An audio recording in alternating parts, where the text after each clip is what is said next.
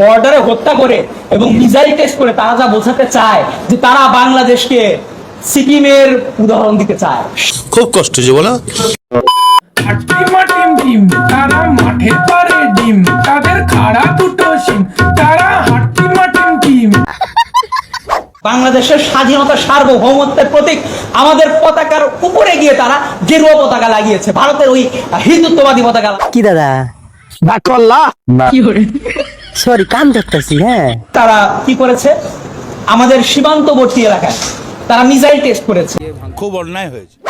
তাহলে এখন আপনারা কি করবেন কোন তো? এখন কি আপনারা ভারতের দিকে মিসাইল ছুড়ে মারবেন?